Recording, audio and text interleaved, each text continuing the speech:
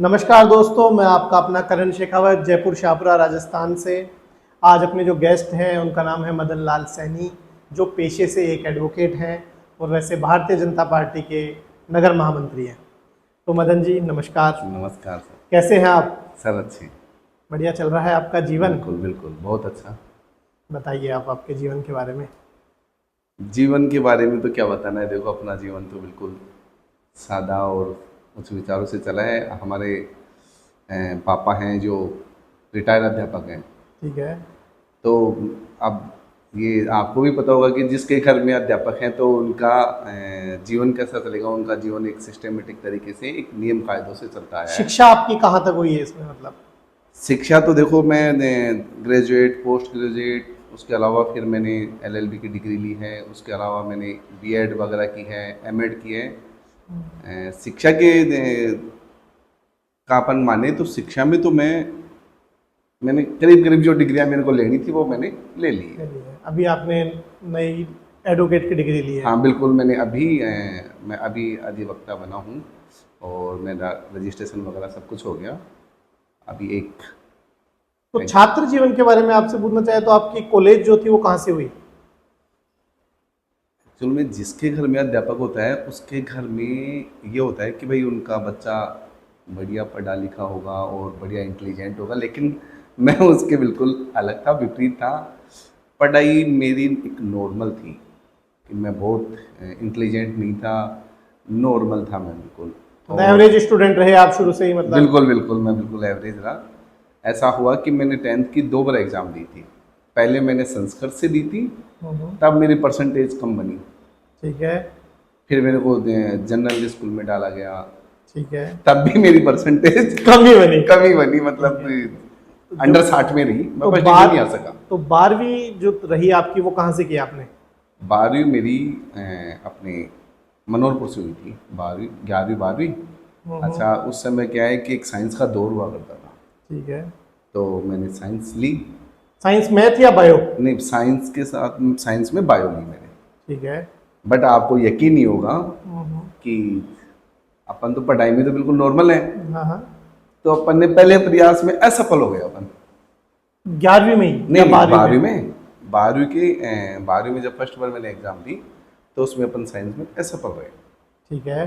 तो साइंस छोड़नी पड़ी फिर अपने को। फिर आपने आर्ट्स ली? फिर आर्ट्स ली मैंने। आर्ट्स से फिर मैंने 12वीं पास की।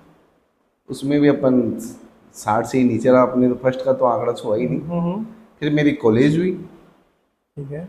और कॉलेज मेरी अजीतगढ़ पीजी कॉलेज से हुई थी। अजीतगढ़ आपकी कॉलेज पीजी कॉलेज से हुई, मतलब प्राइवेट कॉलेज था वो? बिल्कुल प्राइवेट कॉलेज था। फिर हमने सुना आप छात्र राजनीति से ही, छात्र संगठनों से जुड़े हुए थे? बिल्कुल। जब मैं वैसे तो मैं आरएसएस से जुड़ा हुआ था। आरएसएस में कब जुड़े आप, सबसे सर्वप्रथम? आरएसएस में मैं 7th क्लास से मैं आरएसएस में जुड़ गया था। कि मैं मानूं कि मैं ये कह सकता हूँ कि मैं 25 साल से आरएसएस का स्वयंसेवक हूँ। तो आरएसएस में जोड़ने का किसने आपको बताया? मैं संस्कृत स्कूल में पढ़ता था, मैं जो कि मेरे घर से मुश्किल से 500 मीटर होगी। ठीक है। वहाँ मैं संस्कृत स्कूल में पढ़ता था। तो एक हमारे मैथ के टीचर हुआ करते थे, उनका नाम था दीनदयाल कुमाऊँ जी। ठीक है। तो वो आरएसएस में थे, वो शाखा लगाते थे अपने आदर्श स्कूल में। ठीक है। तो एक दिन ऐसे ही हमारी चर्चा हुई तो उन्होंने कहा कि भाई बच्चों, आप लोग यहाँ लोकल हो, यहीं क्यों, तो आप शाम को स्कूल में आया करो आदर्श में, वहाँ अपन खेल वगैरह खेला करेंगे। अच्छा, उन्होंने हमें बताया नहीं कि हम वहाँ आरएसएस की शाखा लगाते हैं। फिर हमने एक दो दोस्त थे, वो सब हम लोग गए वहाँ फिर उन्होंने हमें बताया। पहली शिक्षा हमारी वहाँ से स्टार्ट हुई थी आरएसएस की।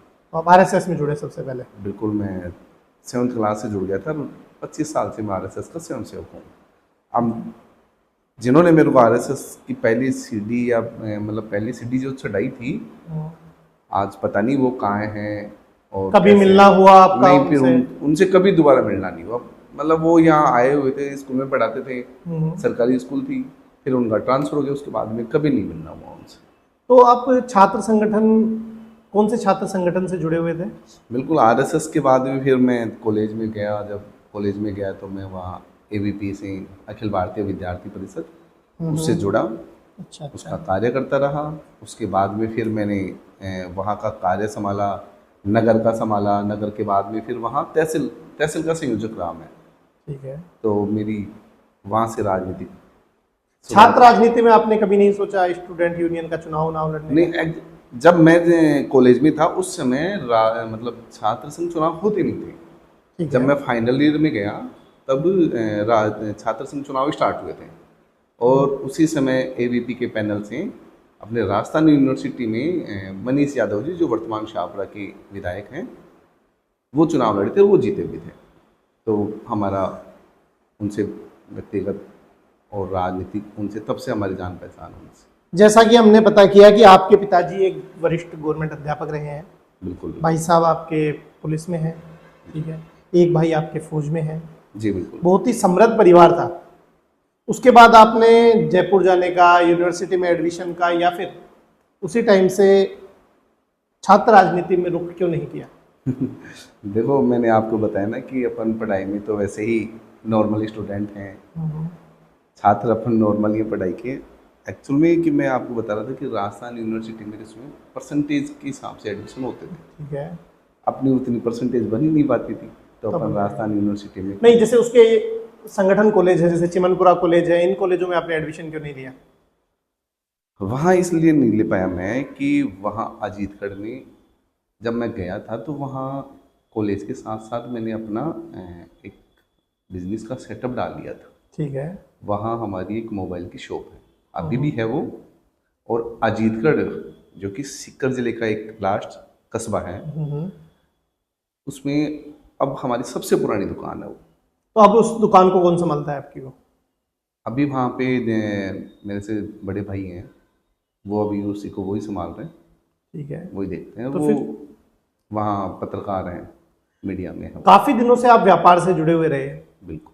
फिर हमने सुना गत समय आपने जब चेयरमैन के चुनाव हुए, नगर पालिका निकाय चुनाव हुए, ठीक है, पार्षदों के चुनाव हुए, तो आपका एकदम से राजनीति में रुख किस प्रकार हुआ? आपको बताना चाहूँगा करण जी कि जब मैं कॉलेज में था उसके बाद में फिर मैंने पूरा ध्यान अपना बिजनेस पे लगा लिया। उसके साथ साथ जैसे मैंने बीएड की, फिर एमएड की, बिजनेस के साथ साथ ही मैं करता रहा। मेरे जो बड़े भाई हैं वो मेरे एक मार्गदर्शक भी हैं। मतलब मैं आपको बताऊं कि मैं उन्हीं के मार्गदर्शन में चलता रहा, और पढ़ाई वो मेरे पीछे पड़े रहे। जब मैं आपको बता रहा था कि जब मैंने 12वीं क्लास में जब मैं पहले प्रयास में सफल नहीं हो सका, हाँ।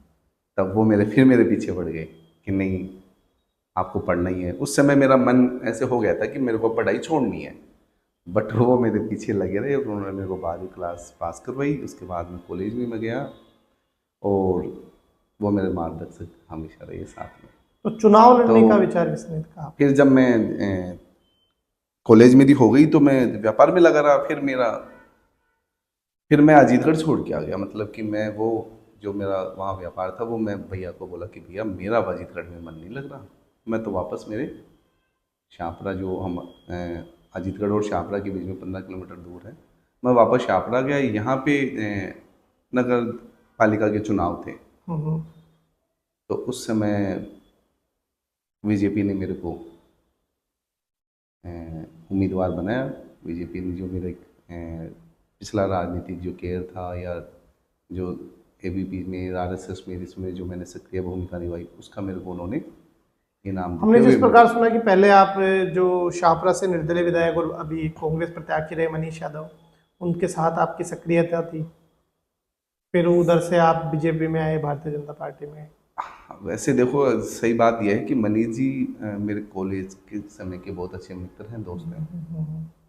लोगों ने कहा कि मैंने कांग्रेस ज्वाइन की ली, वैसे ऐसी कोई बात नहीं थी, मैंने कभी कांग्रेस ज्वाइन नहीं की थी। हाँ, मेरा उनसे व्यक्तिगत लगाव था, तभी आप उनके साथ और थे। मैं उनके साथ था। तो अब आप भारतीय जनता पार्टी से आपने चुनाव लड़ा, आपको कुछ चुनिंदा वोटों से हार मिली।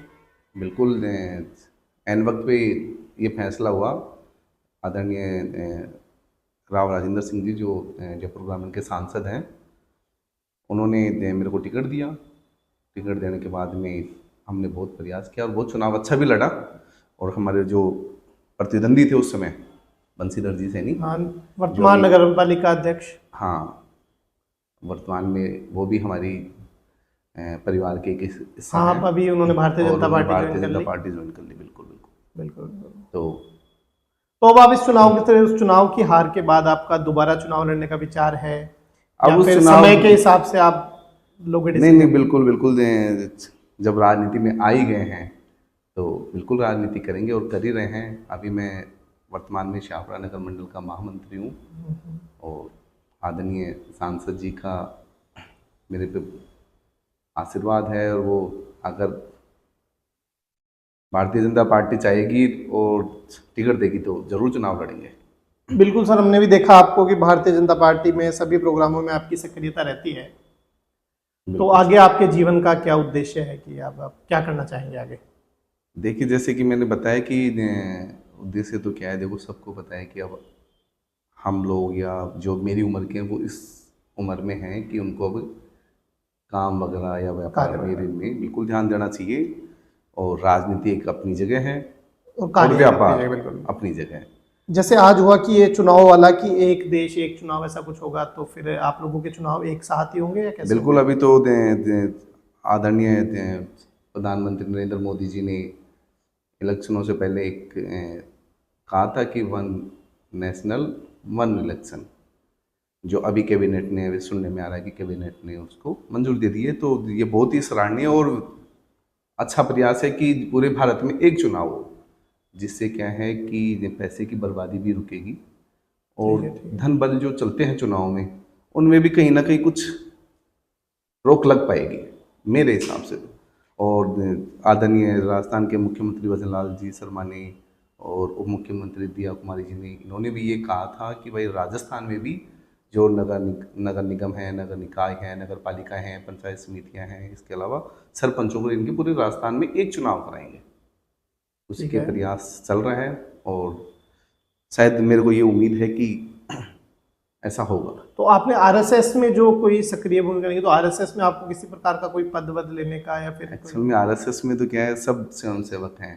ठीक है। आरएसएस एक परिवार है, उसमें जो भी हैं उसमें कोई पद नहीं है, उसमें सब नहीं, एज। आरएसएस में जैसे होते हैं ये प्रचारक वगैरह, इनका क्या रहता है? देखो, इनका ये सबका अलग अलग है। जो प्रचारक होते हैं वो परिवार को त्याग के रहते हैं, कि वो अविवाहित होते हैं, उनको हाँ। पूरा जीवन का समर्पण संघ के लिए होता है। तो प्रचारक वगैरह ज़्यादातर वही बनते हैं, ठीक है, ठीक ताकि है। घर परिवार से इनसे दूर जाना होता है प्रचार पर, तो वो घर परिवार को छोड़ के जा सके। अब हम लोग गृहस्थी जीवन में हैं, तो गृहस्थी हाँ जीवन हाँ, में तो छोड़ नहीं सकते, बिल्कुल बिल्कुल। बच्चे हैं, परिवार है सब। आपकी कोई ऐसा अनुभव, यात्रा जो कि बहुत ही अच्छी रही हो जीवन काल में की यात्रा की? वो तो वो तो आपके साथ ही बहुत हुई है मेरी यात्राएं, और आपने बहुत मेरे को देव दर्शन भी कराए हैं, साथ ही चलना हुआ है, बड़ा आनंद आता है आपके साथ। नहीं नहीं, जैसे कोई एक पहले की यात्रा हो जिसमें कोई लंबी यात्रा करी हो आपने, कहीं गए हो कोई? लंबी यात्रा तो देखो, मैं भारत से बाहर तो कभी गया नहीं। नहीं, भारत ही बहुत अच्छा है अपने घूमने और के लिए, हाँ, तो तभी भारत तो से कि बाहर मैं तो गए। भारत से बाहर गया नहीं, और मेरी ज़्यादा यात्राएं हुई नहीं है मेरी। राजस्थान राजस्थान के सभी जिलों में तो खैर मैं नहीं पहुंच पाया। आज तक आपने जितनी भी जगह आप घूमे, आपको सबसे अच्छी जगह कौन सी लगी आपको? कहाँ आपको जैसे पर्वत पसंद है, हरियाली पसंद है, या पानी पसंद है? ये मैं तो कहूँगा ये सभी चीज़ें अच्छी लगती हैं समय समय पे। समय समय पे। और जैसे सांवरिया सेठ है चित्तौड़ में, जैसलमेर भी है, उसका भी एक अपना अलग ही अनुभव है। हाँ, सांवरिया सेठ के लिए तो हमने बहुत ही चमत्कार सुने हैं कि वो बिल्कुल बिल्कुल, और मैं जाके भी आया हूँ वहाँ पे, सांवरिया सेठ। सांवरिया सेठ के। देखते हैं वो कब सुनते हैं हमारी, या सुन रहे हैं, नहीं देखो अभी नहीं, तक तो बिल्कुल हमें सुनते पता रहेंगे, वो तो नहीं। सांवरिया सेठ बिल्कुल तो बिल्कुल। चीज़, ये बात ही अलग है। तो और आपके जीवन का? और जीवन का तो क्या है, देखो एक उम्र के बाद में शादी हो गई, शादी, जिम्मेदारी आ गई काफ़ी। जिम्मेदारियां आ गई, और घर में सब आपको पता ही है कि सब। तो छात्र राजनीति में कभी आप ऐसे धरना प्रदर्शन वगैरह में नहीं गए? नहीं, बिल्कुल किए हैं हमने। जो छात्रों के हितों के लिए जो होते हैं उसके लिए हमने किए हैं। कॉलेज के बाहर भी हमने धरने दिए हैं, सीटें बढ़ाने की मांगों के लेके भी किए हैं, और जो भी इन छात्रों की जो समस्याएं होती थी उनके लिए भी हमने किए हैं, जो भी प्रयास होते थे खूब किए हैं। तो आप अब लगभग 5 या 7 साल से सक्रिय रूप से भाजपा के अंदर ही जुड़े हुए हैं। हाँ हाँ, बिल्कुल बिल्कुल। अभी तो भाजपा में ही है और इसी में रहेंगे। अब राजनीति, अब ये राजनीति का लास्ट पड़ाव है। इसके बाद में ना तो कहीं राजनीति करेंगे तो भारतीय जनता पार्टी के साथ करेंगे, नहीं तो राजनीति से राजनीति नहीं संन्यास। करेंगे। चलो ठीक है दोस्तों, हमारी वार्तालाप हुई आज मदन लाल सैनी जी से, जैसा कि एक छोटी सी वार्तालाप। तो यूं ही आप हमारे साथ बने रहिए और देखते रहिए